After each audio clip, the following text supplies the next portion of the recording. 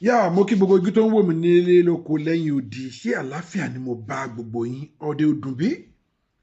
Yá mo gbàládùá fún gbogbo ojú tó ń wò mí yìí ẹ ò ní ráàrin fẹsẹ̀ sí o kódà àwọn ọmọ yín ò ní rìn jẹbi ń pọ̀nà lágbára Èdùmàrè.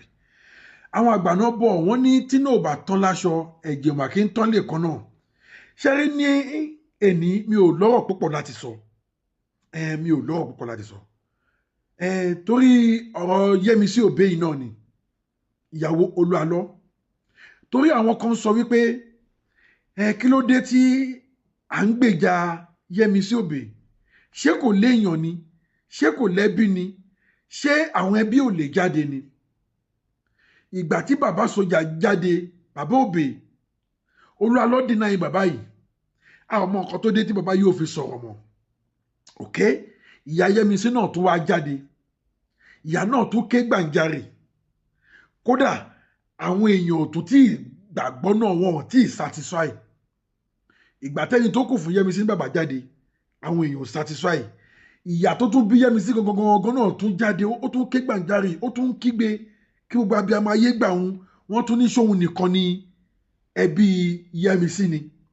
ok now ẹ̀gbọ́n Yẹ́misí fúnra rẹ̀ ó tún ti wá jáde báyìí sìn ẹ̀gbọ́n Yẹ́misí ti jáde fúnra rẹ̀ sìn ó tún ti wá ké gbàjarè ìdí tí mo sọ fún yín pé mi ò fẹ́ sọ̀rọ̀ púpọ̀ Rótìmí tún ti interview ẹ̀gbọ́n Yẹ́misí ẹ wá gbọ́ nǹkan tí Rótìmí sọ lẹ́yìn ìgbà náà kẹ wá gbọ́rọ̀ lẹ́nu ẹ̀gbọ́n Yẹ́misí fúnra rẹ̀ torí pé kí ni èmi ò fẹ́ dá yín lágara mo fẹ́ kẹ́ ẹ tún gbọ́rọ̀ lẹ́nu ẹ̀gbọ́n Yẹ́misí fúnra rẹ̀ kí n wá tó fún yín ní ohun ẹ̀gbọ́n Yẹ́misí gbogbo ẹ̀yin tí ẹ ò bá ti subscribe sílẹ̀ ilé Global TV ẹ jọ̀ọ́ ẹ bá mi subscribe sílẹ̀ ilé Global TV kájà máa jẹ ìgbádùn ètò yìí lọ kẹ́ẹ̀dẹ̀ share fídíò yìí gbogbo ẹ̀yin tẹ́ ń comment gbogbo comment yín ni mò ń rí gbogbo comment yín ni mò ń rí ẹ tún bọ̀ máa comment mo appreciate yín gan God bless you ẹ wá gbọ́rọ̀ lẹ́nu Mr. Rótìmí Daniel fúnra rẹ̀ kó tó di pé ẹ máa gbọ́rọ̀ lẹ́nu Yẹ́misí ó yá ẹ máa bá mi ká lọ. nínú akíkàkà gbogbo lójú ọlọ́rọ̀ tí bàbá ńlá kò bàbá ọlọ́rọ̀ ẹ gbọ́. kí ni Ọlọ́run sọ. tó bá ṣáà ti jẹ́ òótọ́ ọ̀rọ̀ bẹ́ẹ̀ni gbé dànù. bẹ́ẹ̀ni.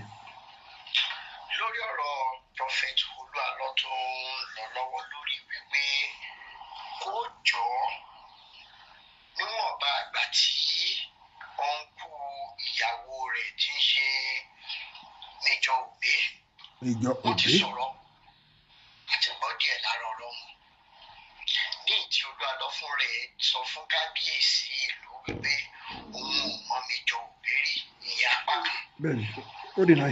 nígbà tí rògbòdìyàn ìbéèrè ṣẹ̀ṣẹ̀ bẹ̀rẹ̀ ẹ̀yin èèyàn bú mi wípé ṣé èmi ni ẹbí Ìyábọ̀ ni àwọn èèyàn àwọn ẹbí ẹ̀ ò lè sọ̀rọ̀ sókè. àdé ọkọ̀ létí àgbégbèsè lẹ́yìn ìgbà tá a tún gbé fọ́nrán ìyá Ìyábọ̀ jáde yẹn ìyá Ìjẹ̀ṣà ẹ̀yin àbùdá kan tún fún wa ní excuse oríṣiríṣi. kàyí máa jẹ. torí wípé àti rí dájú iṣẹ́ ìjàmbá ńlá tí ẹ̀sìn ṣe fún wa tí a nífẹ̀ẹ́ ara wa mọ́. máa fi gbogbo àsìkò ìdúpẹ́ lọ́wọ́ ẹ̀yin tí ọ̀rọ̀ náà ká lára nígbà tẹ̀rí fọ́nrán ìyá Ìyábọ̀ ẹ ṣé ọmọ yóò ní dọmọ lọ́mọ. ṣùgbọ́n lọ́wọ́ báyìí mo ti gbé wá again ẹ̀gbọ́n Ìyábọ̀ tó ń jẹ́ Fúnkẹ́ àwọn náà ti ké gbàjarè síta báyìí pé kí àwọn ọmọ Nàìjíríà gba àwọn pé àwọn fẹ́ rí Ìyábọ̀ Yẹ́misí Òbé ẹ mọ̀ wò fọ́nrán náà láìpẹ́ yìí. èmi náà tún wá ń bẹ ẹ̀yin ọmọ Nàìjíríà gbogbo ẹ̀yin nífọ̀lẹ́ ìkànnà nínú ara Olúwa ní Nàìjíríà ẹ̀bẹ̀ kan là ń panupọ̀ bẹ̀ yín wípé kẹ́ ẹ bá wa sọ fún Olúalọ́ pé gbogbo ibikíbi tí Ìyábọ̀ bá lè wà gbogbo agbára tó ní tó bá lè fi bá wa jẹ́ kí Ìyábọ̀ bá ẹbí ẹ̀ sọ̀rọ̀. ló bá tán. á ń wà lọ́pọ̀lọpọ̀ torí wípé ìyá Ìyábọ̀ yìí wọn ò gbọdọ̀ fayé lẹ̀ láì ṣe pé wọ́n bá ọmọ wọn sọ̀rọ̀. gbogbo ẹ̀yin tẹ́ wá súnmọ́ bí ọ̀kín àmọ̀ dárúkọ yín báyìí à ń bẹ̀ yín ní báyìí bàbá ẹyẹ bí ọ̀kín à ń bẹ̀ yín à ń tù yín ẹ fira yín sípò Ìyábọ̀ Yẹmisí Òbí tó bá jẹ́ ẹ̀yin ni òbí Ìyábọ̀ tí irú Olúalọ́fẹ́ tí ẹ̀ẹ́dẹ̀ rí ọmọ yẹn bá sọ̀rọ̀ kí lẹ́ẹ̀ mọ̀ ṣe ṣe máa dákẹ́ báyìí náà ni ìbéèrè la ní ká béèrè ohun sista Fúnkẹ́ Òbí lẹ́gbọ́ yìí lẹ́mọ̀ gbọ́ yìí fọ́nrán wọn lẹ́mọ̀ wí. máa ń ṣe kí ni ẹ fẹ́ látọ̀dọ̀ Nàìjíríà mọ̀ ṣe lórí ọ̀rọ̀ Ìyábọ̀. Ọmọ Nàìjíríà ni mo bẹ̀ ẹ ṣàánú wa ẹ sọ̀sọ̀kí ẹ ṣàánú wa mo fẹ́ kí wọ́n gbà wá lágbàtà lọ́wọ́ báńkì lọ́wọ́ Olúalọ́ Olúṣọlá Olúalọ́ kó fi àbúrò mi kó rere sí gbangba òun náà ló fi lọ sílẹ̀ òun náà ló máa mú wá sí Nàìjíríà bá a fẹ́ rí àbúrò wa àtàwọn ọmọ ẹ̀ torí pé lóòótọ́ ló bá ṣe àwọn. ohun ẹ̀gbọ́n Ìyábọ̀ lẹ̀ ń gbọ́ yẹn o.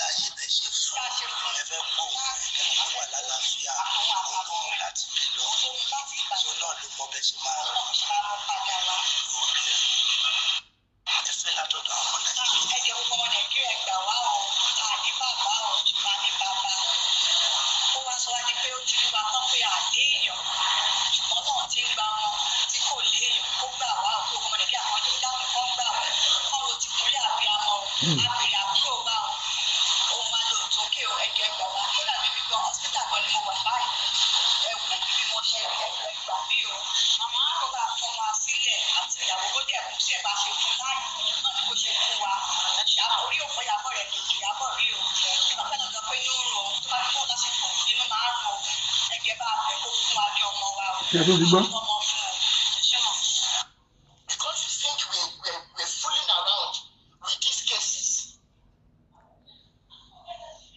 We are not. But when you tell them, kí ni update. Kì í ṣe gbogbo aṣọ la máa sá sóòrùn. Torí wípé àwọn tá à ń bá táyì. Once they know your game plan, they are very smart. Wọ́n kàwé ṣùgbọ́n wọ́n ní ọgbọ́n àríkèrèkè. That is what I can tell you. Wọ́n kàwé ṣùgbọ́n wọ́n ní ìkà nínú. ọgbọ́n àrékérekè. And I won't say much more than that. Ó ti rí bí àárọ̀ ti rọ̀ mọ́. Ní ìtí ìdí ata ní ìdí ìjẹyọ̀ láàárọ̀. Àṣẹ ti gùn ó ti rí bẹ́ẹ̀. Ẹ jẹ́ kí n náà gbé wa wọlé kọ̀ọ̀kan náà. Mi ì fẹ́ ṣe gbogbo ẹ̀ gbogbo ó ti pọ̀ jù. àwọn èèyàn sọ̀rọ̀. Àwọn incident àwọn èèyàn sọ̀rọ̀. ó ti pọ̀ jù. Ó ti pọ̀ jù. I don't even know where to start. So títí Sam Ojo la ṣe ń sìn a dẹ̀ ṣe títí Yẹmí Adéọlá. Ẹ̀yin náà ti gbọ́ díẹ̀. Ó ní ìdí tí mo ṣe stop voice note yẹn. Ẹ má bínú. Mo rò pa lè tẹ́ kan lè délẹ̀. Ṣùgbọ́n ó ní ìdí tí mo ṣe stop ẹ̀. Okay. Mo máa tún recap. Okay. Prophet Sam Akiolu ṣẹ̀wá bẹ́ẹ̀. Ẹ jọ gbogbo èyí tẹ́ bá wà lókè ẹ máa bá mi mute. And today I am going to be very strict with my timing. 2 minutes tó bá ti pé 2 minutes. Ogun àsọtẹ́lẹ̀ kì í parọ́ tó bá gbọ́. Tó bá ti pé 2 minutes máa gbé wa wálẹ̀. Ẹ jẹ́ má bínú. Prophet Sam Akiolu ṣẹ̀wá bẹ́ẹ̀ ní láti unmute o. Prophet Sam Akiolu. My hope of glory.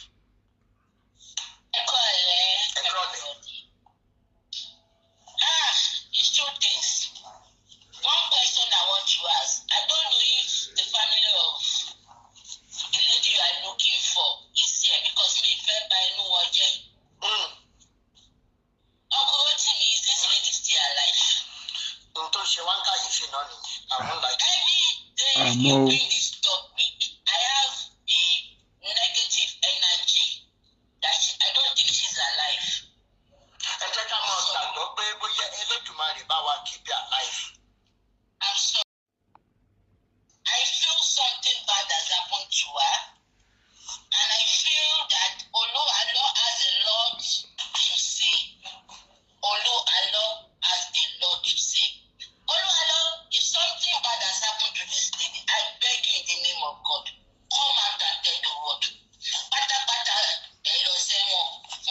kò mà fẹ́ lọ sẹ́wọ̀n. má jà sẹ́wọ̀n kó jẹ́ wípé wọ́n ṣàlàyé nǹkan tó ṣẹlẹ̀ bóyá wọ́n jà ní bí nǹkan kan tí wọ́n dẹ̀ mọ where about it. We just the whole world wants to know. àbí Uncle Rotimi, the negative energy I'm getting in kò tiẹ̀ regards fẹ́ to lọ it sẹ́wọ̀n is nù. bad.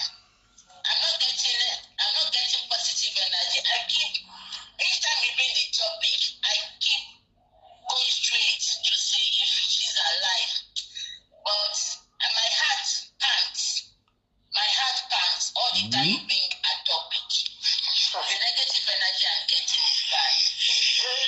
Oluwalo, if this lady is alive, come out and tell us. If she's dead, I beg you in the name of God, for the sake of her parents, let them know so that they will know that their daughter is no more or is still alive. Wọ́n dẹ̀ kọ̀ọ̀kan wọ́n bẹ̀rẹ̀ healing process àbí? Sir? Tí wọ́n bá ti sọ nǹkan tó ṣẹlẹ̀, wọ́n dẹ̀ bẹ̀rẹ̀ healing process. Exactly. So everybody we start healing up. We start healing up. Because as it is right now, I'm getting a negative energy. I'm sorry to say this. Thank you so much. Thank you so much.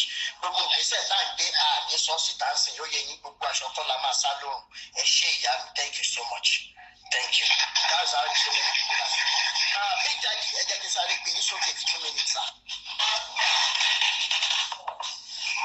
Big Daddy ṣe wà ń bẹ̀. Big Daddy, light up, ẹ jẹ́ kí n gbé yín sókè pápápá. Okay, Big Daddy, okay.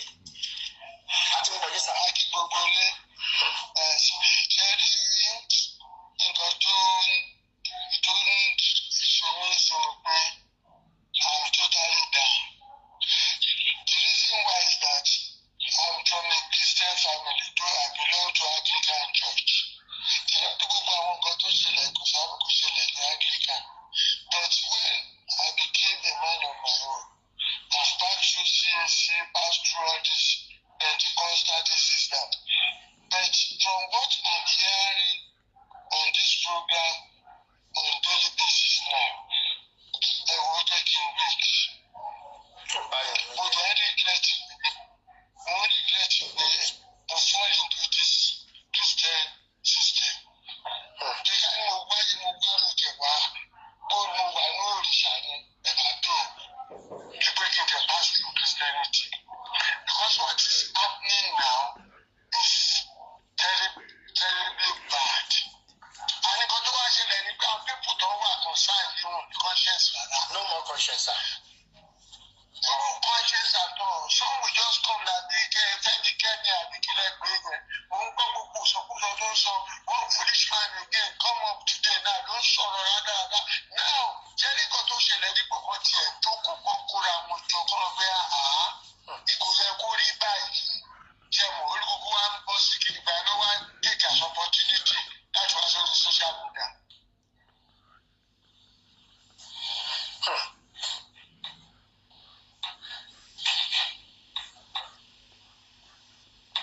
Àti gbọ́ ti Kẹ́mi yẹn, mo gbọ́ ti bàbá òṣìkò náà báyìí, mo gbọ́ jẹ́ mo weak láti bẹ̀rẹ̀ ni. I don't even have.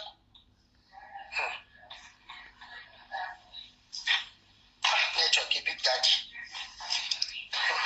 Not be like this. Kí ló dé inú pé ẹ mú ọmọ síta? Ẹ lọ mọ́ ọmọ láti rẹ̀.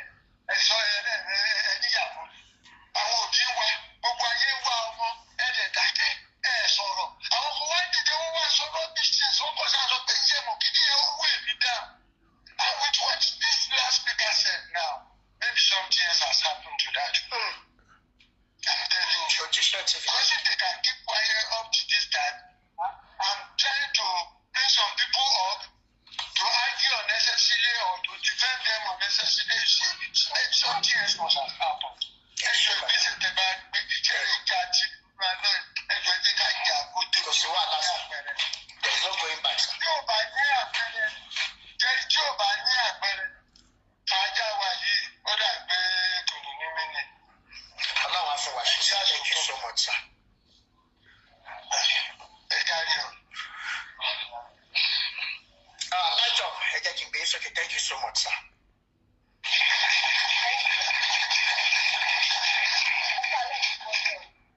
Ẹ kàlẹ́. Ẹ kú ṣe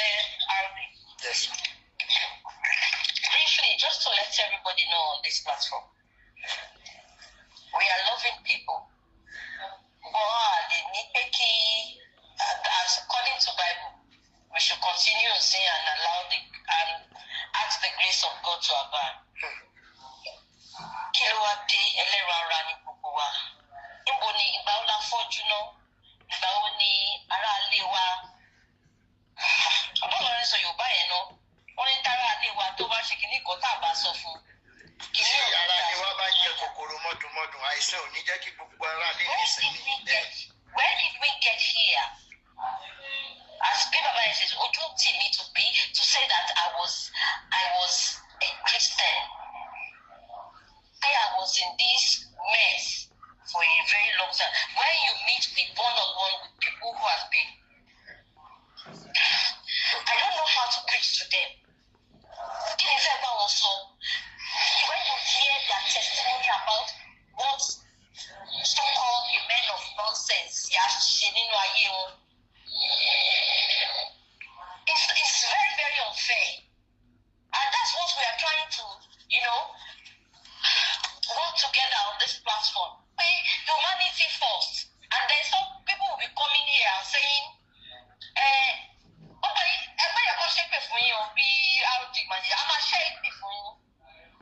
because she could do what is the back of money nínú ilé wa yìí tí gbogbo ẹ̀dẹ̀ ń bàjẹ́ ẹ̀dẹ̀ kígbe wedding of nice wedding because of new kílẹ̀ convert àwọn kan tó ń dé because of new convert kí ló convert sí kíni tí ó ṣe àti ranù. Ṣé mọ̀ pé ìyá kan tó máa fojú sunkún ọmọ tó máa gbọ́mọ bìí tí ń fi Jésù tilẹ̀ jẹ́ mi náà ní comment section. Ẹ lè máa jẹ́. You are on another platform. Nǹkan tá a bá ń sọ bí tí ò bá tẹ lọ́rùn, walk away. Báwo ni a máa lọ sí pásítọ̀ ní pàmò ẹ̀ máa lọ command jabla talk? Ẹ ṣe ìyá mi. Ní káàkiri. Ẹ ṣe. Ẹ máa bẹ́ tó bọ̀. Ṣé white ash? Ẹ sáré gbọ́ sókè. Ṣẹ́dẹ̀ ibi tí ìyá yìí sọ̀rọ̀ ní ìsìn nọ́mbà wà kan nìyẹn. Èmi experience tèmi gbà kan. Bébí ṣe wà yìí, ẹ̀yin náà mọ̀ mí ẹ̀ mọ̀ mí dáadáa. I know you've gone through my profiles. Wọ́n bí mi sínú Celestial. Ṣùgbọ́n ṣàdúrà kí n ṣàbẹ̀lẹ̀ ọ̀rọ̀ tèmi láti kékeré mi dẹ̀ ni. Nígbà participate nínú meeting kan, wọ́n ṣe kinní kan kọ̀ọ̀kan mi tí mo fi dàgbà. Mo dẹ̀ ti lọ ṣọ́ọ̀ṣì oríṣiríṣi, mo ti lọ Christ Embassy, mo ti lọ Winners, mo ti lọ Mountain of Fire. Kò sí ìta àti èyí. Kò dẹ̀ sí ogun church tí mo wọ̀ yìí tí mo ò rí wọn tán. Débi pé àwọn akọ́ta jẹ́ láṣọ fún ká jẹ́sẹ̀lẹ̀. Oníṣẹ́ṣù kan tí mo wọ̀ ní ọdún kan ní sáìdì kan ní Mẹ́rọ̀. Irú olùṣọ́ tó pélé rẹ̀ ó dà pé church yẹn wọ́n àbádọ́ sílẹ̀ ẹ̀sẹ̀ náà ẹ̀ fà ẹ̀gàn. Port Harcourt mò ń gbé, ọkọ̀ kẹ́kọ̀ọ́ ní kí ẹ wá sí kòkè wá àwọn parents mi. Èèyàn kan wá rí fáàmì sí church ẹgbẹ́ akínlọ pé bàbá yẹn dẹ̀ gùdù wípé àdúrà gbà lọ́dẹ̀. Èmi kẹ̀dẹ̀ ni ọmọ ọ̀dọ̀ àgbàlẹ̀ ní arúgbó ló tọ́ mi dàgbà, great grandmother ló tọ́ mi dàgbà. Mo mọ bí kò ṣe ń lọ. Nígbà tí màá dé ṣọ́ọ̀ṣì náà, èmi ti yí tòótọ́. Ẹ̀rọ kan máa ní ọbẹ̀ ṣiṣẹ́ àánú gbogbo àwọn nǹkan tá a wí. Sẹ̀lẹ́tẹ̀ mi mọ̀ màtọ́ bí àwa, omi, kándù, funfun, ẹyọkan, èso, òtítọ́. Tó bá nígbàgbọ́ nú ẹ̀, ó ṣiṣẹ́ fún ẹ. Tó bá nígbàgbọ́ fílẹ̀. Tó bá ti dé pé kọ́ mi ti ń wọ̀ látẹ̀yìn, ó ti dọ̀rọ̀ babaláwo. Ká má parọ́ tọ̀ yìí, Mr. Rodẹ, gbogbo churches tó wà ń ta yìí, 98% babaláwo ni gbogbo wọn. Àkíkà. Èmi mo fọ́ gbàjà bó sọ. Àkíkà. Mo ti rìn dé bẹ́ẹ̀ débi pé màmá rẹ̀ ni pé wọ́n lọ. Mo ṣe sọ̀rọ̀ kan lánàá fáwọn ẹ̀wọ̀n ní ìwọ́n lọ ayé yìí rẹ̀. Àwọn kan bẹ̀rù gbà ọ̀gá tí wà ẹ̀ má jẹ́ kó pa ìwọ́n ní ẹ̀jẹ̀ kó lọ tẹ̀ pa ayé yìí rẹ̀ kí o bá tẹ̀ lọ pọ́npọ́n. Ẹ̀ṣẹ̀ yìí ti pọ̀ jù. Ṣé fún mi? Mo fún lówó bí i 20,000 gbára náà. Nítorí kọ̀ntrátọ̀ ni mí, aluminium windows, àwọn roofing, àwọn automatic glass ẹni mò ń ṣe. Iṣẹ́ wa dá táìmì yẹn. Ẹ̀rọ bó níṣẹ́ wọ́n tíṣẹ́ bá dá àdàdà. 30 seconds o.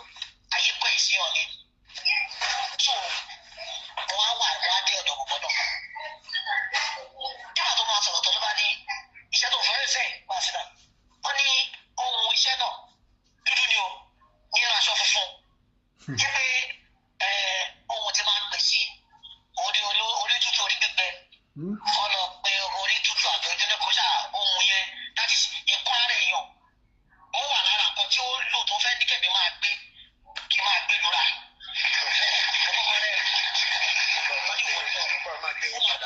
Mi fẹ́ bójú 2 minutes lọ torí mi náà fẹ́ ṣe nǹkan. Sista Ayétúndé ó yá ẹ sáré bó sókè. Sista Ayétúndé ẹ jẹ́ ká stick to subject matter ẹ jọ orí ọ̀rọ̀ Ìyábọ̀ Òbí àti eléyìí tá a kọ́kọ́ gbọ́. Sista Ayétúndé ṣe wà ń bẹ̀. Ó wà ń bẹ̀. Ó yẹ sáré bá a sọ̀rọ̀ 2 minutes ẹ jọ torí mi náà fẹ́ ṣe. Ẹ̀kọ́ ẹ̀ sà. Orí. Bí Big Daddy náà bí wọ́n ṣe sọ Anglican ìwé náà gbogbo àwọn olúwa náà kọ̀ọ̀kan tó ń dárúkọ orí program yìí mo ṣe ti ń gbé mi ìfẹ́ mọ àwọn tó ń jẹ́ bẹ̀. Because lóòótọ́ àwọn obìnrin gbà mí tó yẹ pé because venerable wa náà máa sá máa ní ẹ máa wá lọ́n kiri ẹ máa lọ chọ́ọ̀chì ilé ẹ máa kúrò bí pẹ̀tù máa lọ ilé èmi ò tẹ̀ mọ mí àti àwọn pásítọ̀ ọlọ́run dáríjì mi especially ti mọ̀ mí tẹ̀ mí ìgbà tí wọn láti bí because láti ilẹ̀ mo ti mọ̀ pé kò sóòótọ́ irú olúwa lọ́tọ́ ń sọ yìí sí ìyàwó wọn yẹn èmi náà rò pé ó ṣì wà láyé ṣé wọn ní ọmọ ni ọmọ mẹ́ta àti ìyàwó kọjọ kọ bọ́ síta mi ò ní sọ ju bẹ́ẹ̀ lọ tó bá tẹ̀sí epo ti kú kọjá ká kọjá kí ìyàwó ó jẹ́wọ́ gbogbo wa la gbé àpò àbí Ó ti di dandan báyìí ẹ ṣe ìyá yes ma. Gbogbo ẹ̀yà abiyamọ ayé gbogbo ẹ̀yà abiyamọ ẹ gbọ́dọ̀ bá wa pawọ́pọ̀ pariwo síta ń sìn pé Olúwa ló gbọ́dọ̀ jáde láti provide ìyàwó bí ó tiẹ̀ jẹ́ ìyàwó mọ́ Ìyábọ̀ Yẹmisí Òbí. àbí àtàwọn ọmọ. Àwọn ọmọ mẹ́tẹ̀ẹ̀ta àní sọ̀jù yẹn lọ. Ṣíjú Ọláwùyí ṣe wà ń bẹ̀ 2 minutes. Ṣíjú Ọláwùyí ẹni láti ọ̀mí ètò Ṣíjú Ọláwùyí Ebony ṣe wà ń bẹ̀ mà Ebony. ẹkúrò lẹ́ka Ẹ̀kúrọ̀ lẹ̀ mà. ẹkú àtàrọ̀ gbogbo ilé ẹkúrò lẹ́wọ̀ ẹ̀ka ẹkú àtàrọ̀. Jọ ẹ rí question kan tèmi ti ẹ̀fẹ́ bẹ̀rẹ̀ sí wípé ṣé Olúalọ́ tá à ń sọ yìí gan ṣé wọn kò ní bí nígbà tí kò ṣe kó jábọ́ látọ̀run. ó lẹ́bi. tó bá jẹ́ kó ní ẹbí tí àwọn ẹbí ẹ̀ wà ní kọ̀ọ̀sìkì tí àwọn ẹbí ẹ̀ tí wọn kì í ṣe kidnapper tí àwọn ẹbí ẹ̀ tí wọn kì í ṣe kidnapper tí wọn kì í ṣe apààyàn ní àtijọ́ tí wọ́n ta fẹ́ pariwo tí everybody ti ń sọ̀rọ̀ síta ṣé wọ́n ń wá Ìyábọ̀ ṣé àwọn ẹbí yẹn abádítí ní gbogbo wọn nílé wọn ṣé wọn gbọ́ nǹkan tó ṣẹlẹ̀ ni. wọ́n kúkú máa máa gbọ́. wọ́n ní sábà fagbó ṣé àwọn fámìlì Ìyábọ̀ wọn ọ̀rẹ́ wọn tó tiẹ̀ tó yí lórí kọ̀ọ̀kan nínú fámìlì wọn tó lè lọ sí ṣùgbọ́n nílé tó ti tọrọ tó ti wá ibi tó ti wá tó ti wá tọrọ mọ́ wọ́n ṣàṣe introduction àbí torí irú nǹkan báyìí láṣẹ ń ṣe introduction kò ṣàṣe pé wọ́n múra wọn lórí títì wọ́n dẹ̀ fẹ́ra wọn torí irú pé tí anything bá ṣẹlẹ̀ within both family ó lè mí ṣe rò wípé torí ẹ̀ ni wọ́n ṣe ṣe introduction ẹ jẹ́ ká mọ́ra wa so that we able to locate ourselves pé tí kankan bá ṣẹlẹ̀ between husband and wife. Bẹ́ẹ̀ni wọ́n á rí bí sásì. tí o bá jẹ́ kórí àwọn family wọn tí o bá jẹ́ kórí àwọn family wọn ti dúró tí wọ́n yẹ kí àwọn family Ìyábọ̀ àwọn kan náà yẹ kó bá bẹ̀rẹ̀ jẹ́ pé ọ̀gbá àti gbá lórí wọn bẹ́ẹ̀ ni ṣe ó yẹ kó máa gbá lórí àwọn kan nínú kò ṣáṣe pé gbogbo family Ìyábọ̀ náà ló máa wá jẹ́ Jésù táwọn náà máa kàn dákẹ́. ó ti fowó jí wọn lẹ́nu. ẹni táwọn náà bá bá bẹ̀ kọ́kọ́ wọn tó bá fẹ́ burúkú fagbó. bẹ́ẹ̀ni. ẹni tó bá bá bẹ̀ kọ́ wọn náà lọ kó wọn tó bá kó wọn síta táwọn náà bá sọ pé tó wọn bá release bóyá ní sáà tó bá ní táìmù yẹn ìjọba máa wá dá sí. ọ̀tọ́ dàbí pé báwa ṣe ń sọ ìsìn ó dàbí pé lójú wọn wọn wò pé tó bá yá wọn máa dákẹ́ kò dákẹ́. ẹ ṣe ìyá. ọ̀pọ̀ tí kò ká dákẹ́. a lè dákẹ́. Thank you so much. Adéyínká.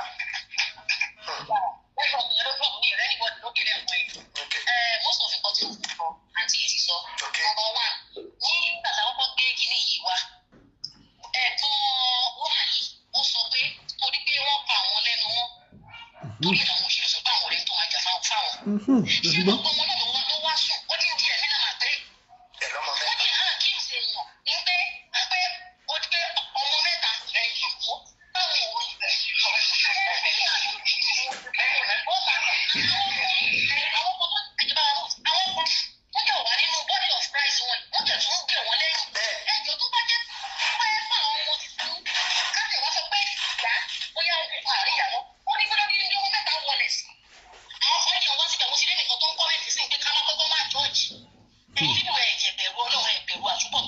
àbẹ̀wò ọlọ́run. ṣé fámìlì wọn náà kò sẹ́ni bọ̀dì tó wọ́n pẹ́ àwọn tó ní ọ̀gá àbí àwọn tó lórí wọn náà sọ sílẹ̀ bí èèyàn kan bóyá bí méjì wọ́n bá bẹ̀rẹ̀ sí wọn gbẹta ọ̀kan lọ sí chọ́ọ̀chì wọn níbo lẹ́gbẹ́ wọn wá sí. ìkọ́kọ́ wọn wọ́n sì wọ́n náà ti Christ ní fàájà nation. because kò yí kò àná sì mo rí kíní kan bí tí wọ́n ayé nìsí lélẹ̀ èèyàn méjì wọ́n ti jáde lórí ọ̀rọ̀ yẹn wọ́n ní à bẹ́ẹ̀ ni táwọn ń gbèjà kóun náà produce ìyàwó.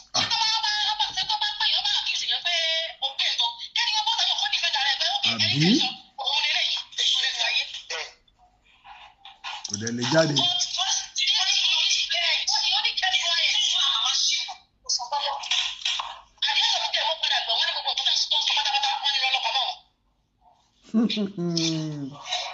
ayé o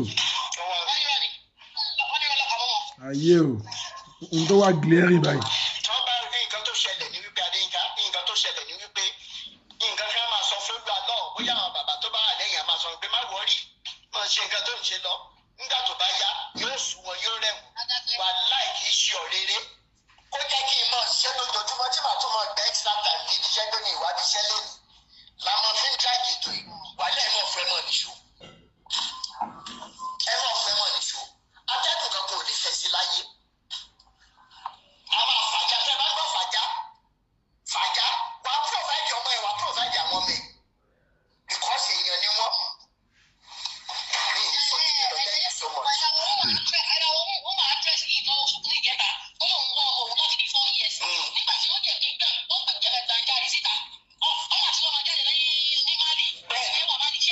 Bẹ́ẹ̀ni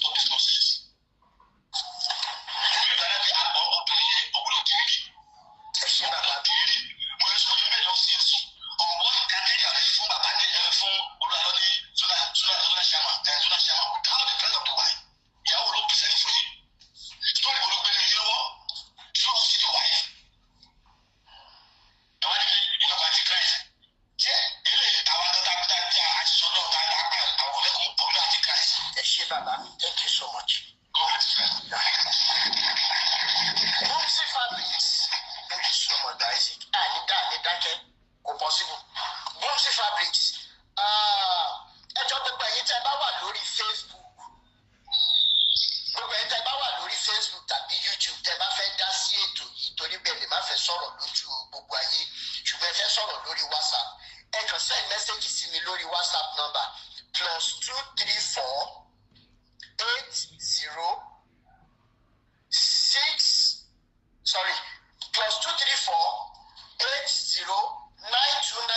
+234 má gbé lẹ́ẹ̀kan sí +234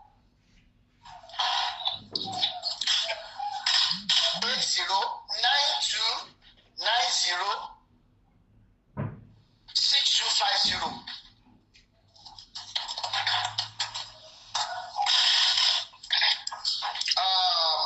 Bumsy Fabrics, ó yẹ sáré bá mi gbó sókè 2 minutes.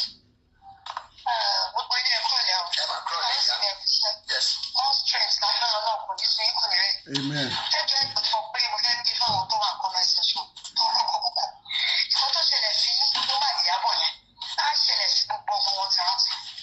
Because I used to be a very strong follower of Olúwadọ́ni. Èmi ọ̀nà church yẹn sì for over 8 years. Ọ̀pọ̀ tí ó rí consider pé ìṣẹ̀ṣẹ̀ ló máa padà ṣúra ẹ̀. Because kò séyàn náà kankan mọ́. Lẹ́yìn tí ọkọ̀ ọmọ náà fúnra ẹ̀. Tẹ́ bá lẹ fẹ́ ṣèṣẹ̀ṣe náà ẹ kọ́kọ́ béèrè lọ́wọ́ ara yín pé kílẹ̀ ń wá káàkiri tẹ́ bá níṣẹ́ ara yín lọ jẹ́ ìdí yìí fún láìpẹ́. Àwọn yẹn náà èèyàn burúkú pọ̀ nù wọn. Ọlọ́run gbàdúrà sí inú ilé mi náà.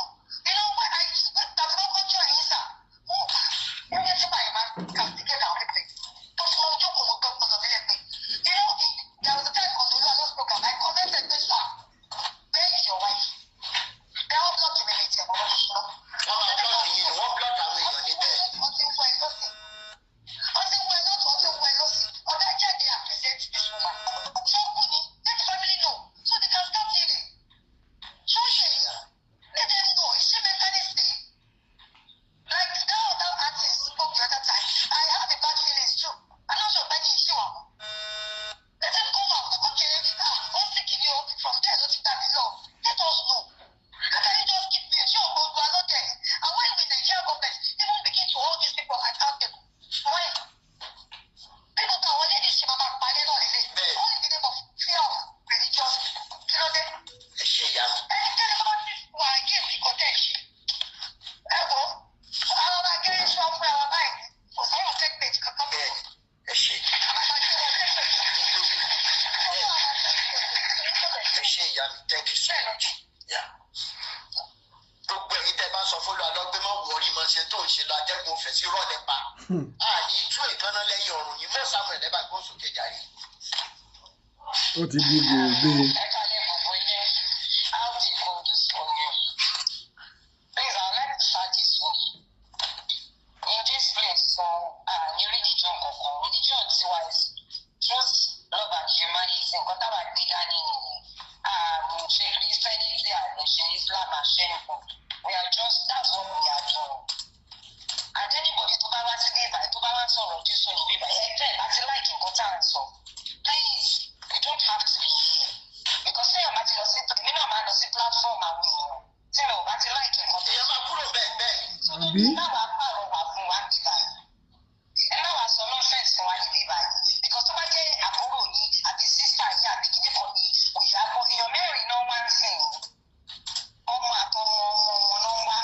So ẹni tó bá ti fẹ́ kó ṣẹlẹ̀ sí family tó bá fẹ́ ká kí ẹ̀gbọ́n àbábúrò obìnrin kó parẹ́ lójijì kó máa support ẹ̀. Òrùka fẹ́ kí arógé àwọn pípọ̀ yìí ẹ ti sanwó di nǹkan míì. Àwọn ọmọ kéékèèké àwọn aláìníṣẹ́ tí wọ́n kóra àwọn jọ tó lọ ṣe pásítọ̀ wọn ṣe gbogbo ẹ̀. Wọ́n ti kóra àwọn jọ wọ́n ti ṣe nọ́ọ̀sẹ̀sẹ̀ yìí náà support wọn. Ó sì Olúwadọ́. Ìsánsáré bò tó àwọn fámìlì fòfò níyàwó rẹ̀. Ìṣẹ̀lẹ̀ accountable because láìpẹ́ láìpẹ́ bí ọwọ́ wọn ló wà. Tí ó bá jẹ́ pé fámìlì yẹn kò gbádùn ni, kò sẹ́ni tó lè bá mi dánwó ẹ̀wò má ti lọ dá tọ̀tì ẹ̀rù. In the first place, Ó ti fowó dí wọn lẹ́nu ni. the whole graduate. Ó mà ṣe Wọ́n o. máa fẹ́ ẹni tí ò lè kọ́ tí ò lè kà bó ṣe wà ní. Kò gbọ́ pákó fọ́ kó bó ṣe wà ní. Tí ó bá jẹ́ nonsense ló máa lọ sí máa kọ́ wọn mọ́lẹ̀ kó lọ fẹ́ náà rí pípé láti ṣe go to school in the first place. Tí ó bá jẹ́ àwọn ọ̀gá náà ti fa gbogbo dáadáa lẹ́yìn láti bẹ̀rẹ̀. Ṣèbí ewúrẹ́ rí sùnmọ́ ló bẹ́ẹ̀ ló ṣe daṣọ ọwọ́ ẹ̀. Ó rí wọn bẹ́ẹ̀ ni màá. Bí yóò ti mi ò kí ń put àìlówó lọ́wọ́ jẹ̀ pààyàn lórúkọ jà ìyá mi. Mr. ni ò ní síbẹ̀. ó ti di ọdún mẹ́rin ẹ̀rọ ọmọ yẹn jẹ̀dá kí ó yìí òtún aláwùjá lọ́bẹ̀ sọ̀rọ̀ á máa bàjá ni o ọlọ́run máa fún wa ṣe. And I want everybody please we are going to support this cause with everything morally financially gbogbo yẹn physically pàpà gbogbo tábà ti bẹ̀rẹ̀ maybe we will end up in court or somewhere. All of us we will wear our fàájà t-shirt wà lápá wọ̀ lọ́wọ́ ẹ̀ wọ́n we will dress like fàdàrẹ. tí wọ́n ní sí chọ́ọ̀chì. Kó wá bá everybody wa o. Èèyàn mélòó ló lo àwọn ọlọ́pẹ́ pa àwa mélòó ló fẹ́ pa kó wá ta wá náà. We will all go there. We will all go there. We will wear our fàájà t-shirt to that place. Please if you are legal practitioner let's support the cause. We have a legal counsel. We the lead counsel now and there. So if you are a legal practitioner please you can support this cause. I don't invite you up pẹ̀lú wa náà. Just talk about nonsense. How many people are people ìfẹ́ padà náà? How many? Wọ́n pa ilé wọn pa bí ìbò wọn pa káwọn pa yọ̀dá wọn pa gbogbo kí ló dé lórí ọ̀rọ̀ ìrìjọ ìlú. lórí ọ̀rọ̀ Jésù náà. Obìnrin náà ni victim. Obìnrin ní every time. Because each time I think about Iyabo, I don't think it is either kí lady yẹn kọ́ ti tì wọ́n lórí kan bóyá ó ti ní mental issues or something or kó ti kú kó tí mo máa rò nílé. Because I don't think this lady is okay any longer. Because tí mo bá tó bá wà òkè kí ló gbé pamọ́ fún? Adé ṣe fídíò ìyàwó mi lélẹ̀ yìí, wọ́n ti káwọn adé pé ìyàbọ̀ àpè fámìlì ẹ̀ náà. Wọ́n dẹ̀ tí fámìlì ẹ̀ bá dẹ̀ ti àwọn fámìlì ẹ̀ náà dẹ̀ sọ pé ókè àwọn ti rí. Everybody will go to rest. Kò jù bẹ́ẹ̀ lọ. Ṣé ló fẹ́ kí ló ń ra ní fóbìnrin kiri? Àwọn ọ̀nà ní títí tán kóra àwọn ìjọ kí ṣàgbé wọn. All those dirty things. Wọ́n kóra àwọn ìjọ, àwọn big players, àwọn mechanic, wọ́n máa bá professor sùn. Wọ́n máa bá PhD holders, wọ́n máa bá doctor sùn. Ẹni tó ní doctorate degree, àmà bá lọ ní títí the name of religion. Ní ìmọ̀kọ́ tẹ́bí gbòdì wọn kílẹ̀ ìjọ torí Ọlọ́run. Please I'm begging everybody. Gbogbo ọ̀nà tẹ́ bá mọ̀ pé èdè fi ràn wá lọ́wọ́. Free and èdè bọ̀bọ̀ ìṣe scapegoat. Please come out. Ìyá ẹ lọ́ọ̀yà lọ sí ìgbìmọ̀ with the legal counsel. Wọ́n ti ẹ̀ gbọ́dọ̀ fi kan ṣe scapegoat nínú.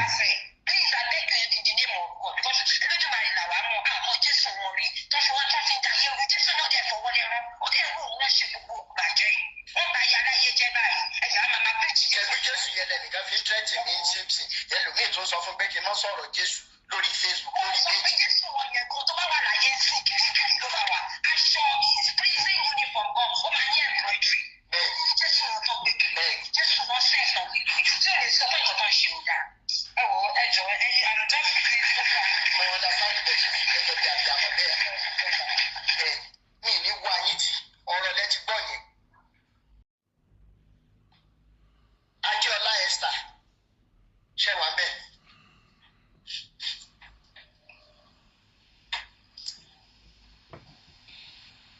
Adéọlá Esther ṣe wà bẹ́ẹ̀. Ìyá àjọ Adéọlá Esther ẹni láti ọ̀mí tó Bọ́sẹ̀dé ṣe wà bẹ́ẹ̀. Bọ́sẹ̀dé ókè Adéọlá Esther a ti ń gbọ́ yín. Kẹ́rin gbọ́ mi báyìí sá. Bẹ́ẹ̀ ni a ti ń gbọ́ yín. Ẹ kálẹ̀ everybody àpò ètò látàárọ̀.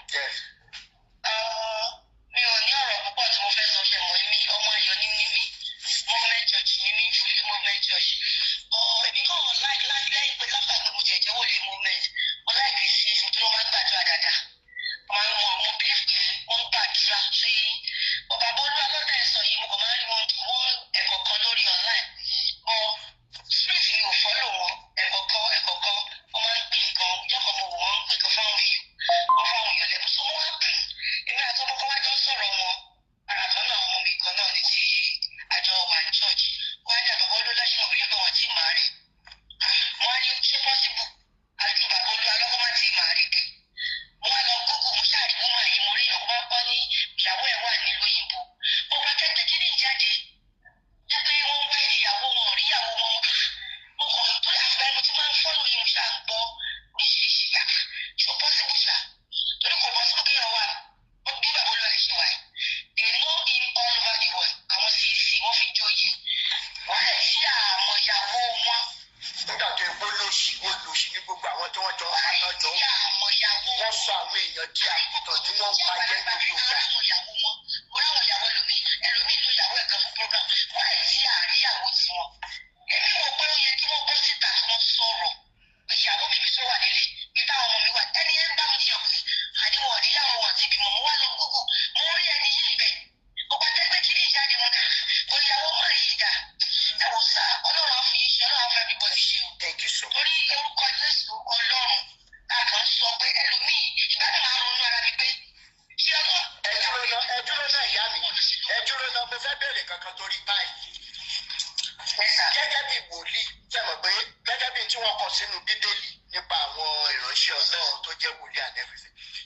ẹ̀yin tẹ́ jẹ́ wòlíì tẹ̀lé proud láti sọ ìjẹ́ lè fẹ̀mí sọ́nà kẹ́ bá wa wábi tí Ìyábọ̀ wà kọ́ ló ń sọ fún mi kí Jésù sọ fún mi tó possible. kò jọ.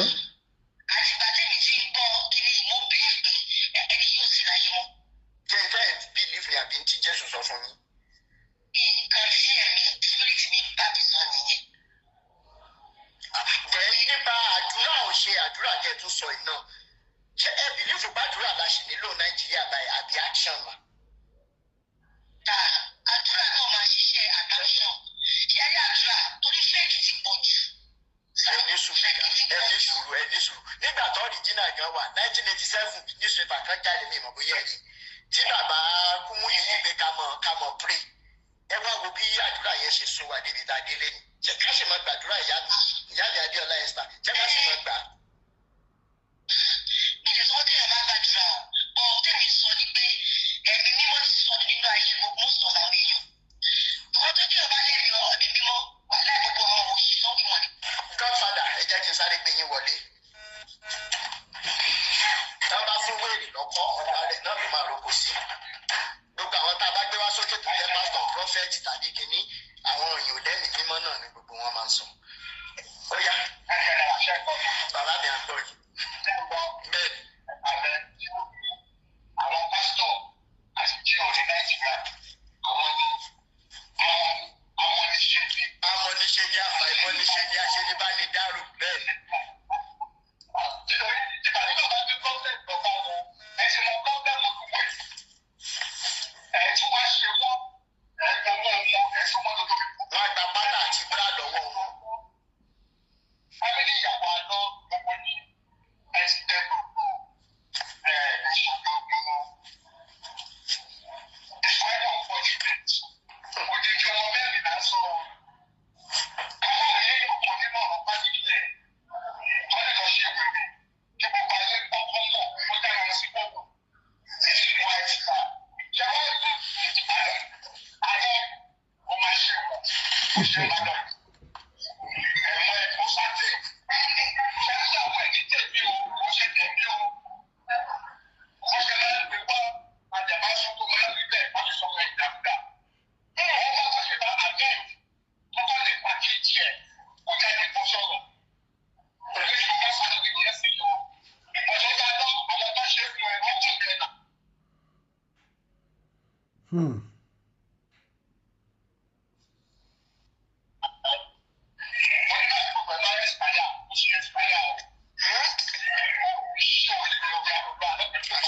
Wọ́n lóògùn ẹ ti expire.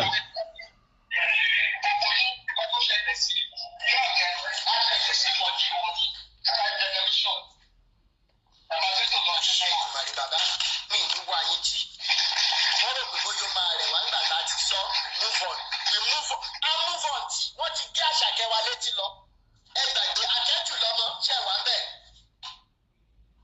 Àkẹ́jù lọ́mọ à ń gbọ́ yín ìyá mi. ọ̀gá rotì mi wọ́n lè mímọ́ ti sọ̀rọ̀ ẹ bá wọn wá orúkọ rẹ̀ ẹ̀mí mímọ́ tó lajú sílẹ̀ tí wọ́n ń ṣàwọn ọmọ ọlọ́mọ báṣubàṣu báyìí.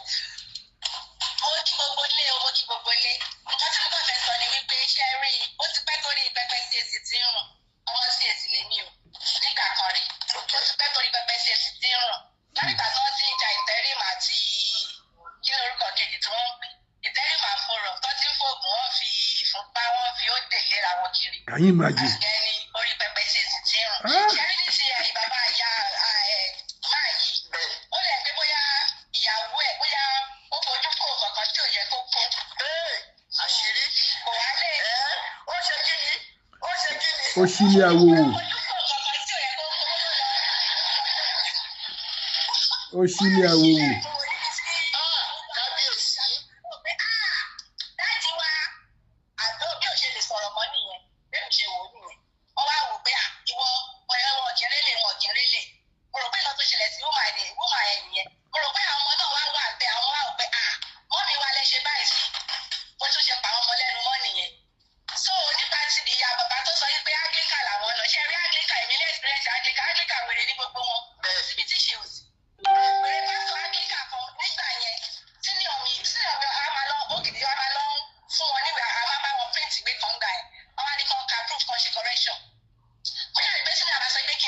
kí n tẹ̀lé o mo wá tẹ̀lé ara ní akílódé tó mú èèyàn dání kílódé tèmi ò mọ nǹkan tó ń ṣẹlẹ̀ so ọjọ́ kan wá sọgbà pé mo wá senior mi ò wá bá ní àṣìbí wọ́n sí mú wọ́n lọ bẹ̀ bí bàbá ìfẹ́ tì mí mọ́lé nìyẹn o ìgbà ẹ̀dẹ̀ ní àrẹ̀ṣẹ̀ ìgbà tó bọ́ọ̀lì kì í gbà yẹn àfi kristi kọ́ mi bẹ́ẹ̀ mo ìfẹ́ tì mí mọ́lé nìyẹn bí mo ṣe fi gbé ta yẹn pé àfi kristi kọ́ mi bẹ́ẹ̀ ó bá ní àwọn ń test mi wò ní mo ní ṣe tó gbọ́ pásítọ̀.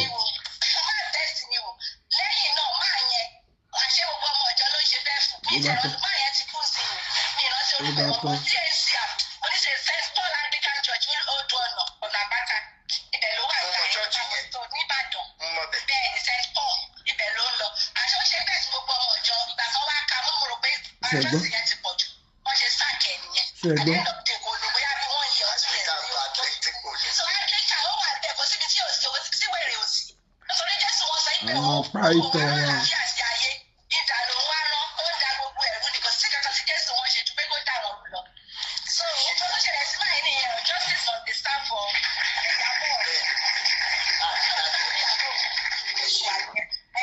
Àìsàn wa.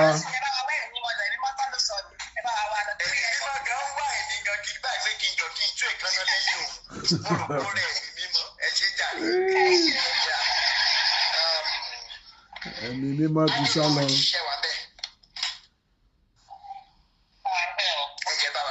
Ẹ̀mí mímọ́ rẹ̀ ẹ̀mí àwọ̀ wòlíì. Ẹni tó kó lágbára wa ẹ̀mí mímọ́ ẹ̀ṣẹ́. Ẹ̀mí mímọ́ ẹ̀ṣẹ́ o. Ẹ̀mí àwọ̀ wòlíì. Ẹni tó kó lágbára wa nẹ́tíwọ̀kì yín ti sá lọ ẹ jẹ́ bá wa power tap kódà pé wọ́n ti ń flag padà ẹ jọ. ṣé ẹ gbọ́ mi? àti ń bọ̀ yín sìn. bí mi ṣe wò psychologically mo rí pé ọdún aláìrán ẹni tó rí pé ó dájú gan-an ni torí mo máa mọ prógráàmù ẹ̀ dáadáa mo máa báwo ni pásítọ̀ ṣe dájú báyìí. Ọ̀dájú àbíamọ. ó dájú ló ti pé kí ní ọ̀gbẹ́ tí ó yí mo jọ ẹ̀ ẹni tó dájú gan-an ni nígbà tí obìnrin yẹn wò tí àbọ̀ wọ̀ afẹ́ mọ̀. ọkọ mi sọ fún mi pé mi ò rò bóyá obìnrin yẹn ó rẹ̀ sí ìmọ̀ ṣùgbọ́n àwọn omi inú ẹ̀yìn ó ṣe wọ̀ afẹ́ mọ nǹkan tó bá ṣẹlẹ̀ sí wọn ó jáde. wọn ti wọn bí ìgbà ọlọ́run làwọn wọn recognize àwọn èèyàn humanity sọ̀rọ̀ àwọn ènìyàn sọ̀rọ̀ láti jọ ìjà ẹ jẹ́ kí ẹ̀wọ̀n ìjáde afẹ́rí bí wọ́n ti ẹ̀rìn wá tí wọ́n wá èèyàn tó bá wa sọ̀rọ̀ the silence is too much kí ló dé wọn àwa justice must be served.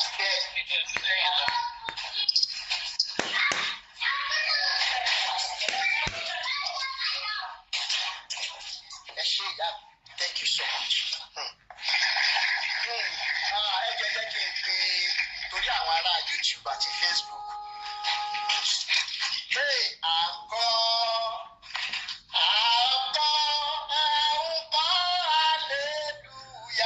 Hallelujah.